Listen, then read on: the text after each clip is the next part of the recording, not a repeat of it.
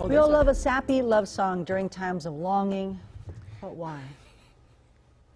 Jordan standing by with a licensed therapist to answer that question and more. Thank you, T. Yes, her name is Dr. Christie Kederian. She is going to join us right now. She's joining us. Good morning. Thanks for being with us. So you are a relationship and family therapist, but we're going to talk a little bit about music and how that sort of, I guess, gets us going when it comes to sad love songs, because Adele just released her album yesterday, and Taylor Swift's re-released her album Red, and it's still bringing up a lot of, I guess, emotions. But the question is, why do people love sad love songs? Why do we love listening to them?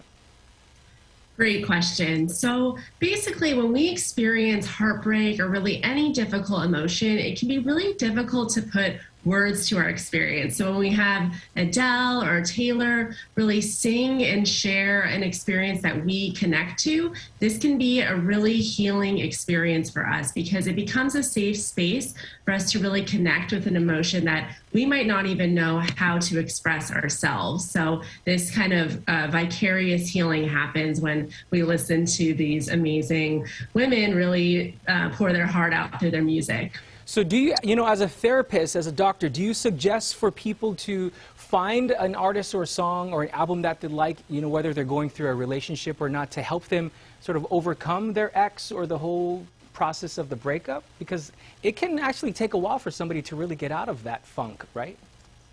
Exactly. And it might seem a little bit counterintuitive, but I work with a lot of singles as a marriage and family therapist, but specifically as a dating coach. I'm a former matchmaker. And one thing that I found and really recommend to clients is to listen to sad songs and really allow yourself to feel and connect with a difficult emotion. Sometimes we hear well-intentioned advice that's actually not good for us. So we hear, move on, stop crying, don't listen to sad songs, don't watch sad movies, but really what that's doing is creating resistance, where what we want to do is create acceptance. And when we really accept and process and sit with a difficult emotion, then it has a chance to transform into a more positive emotion, hopes, strength, and eventually new love. And that's when you can put on the song, your good jams to go out there and dance. Okay, so I know you work with a lot of couples, a lot of families. How do people sort of find, I guess, the power or a creativity within music to help them move on past maybe a relationship that is no longer working for them?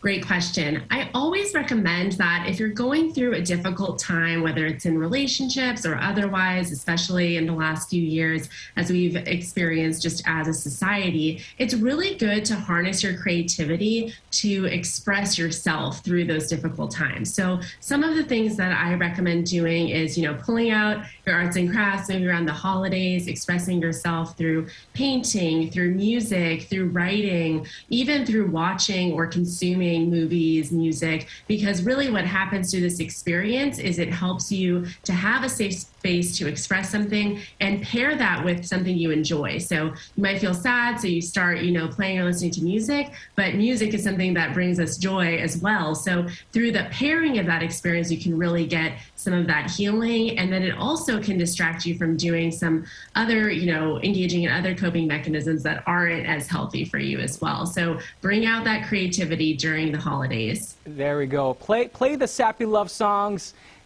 Feel your feelings, get over it. But what if, quick thing, what if you have that song that was our song? That was our song. Do you play that, or you just forget about it?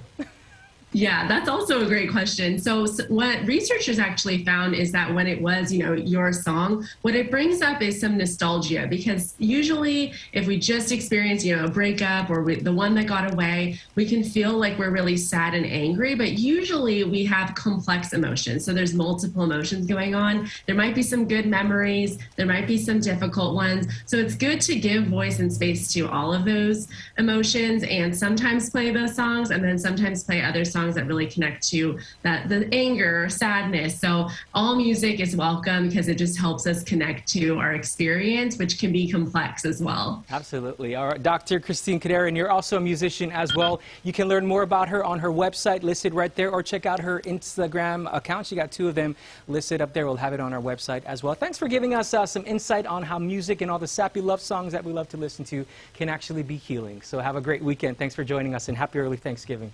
Thanks, Jordan. You too. Happy Thanksgiving. Take care. T, back to you.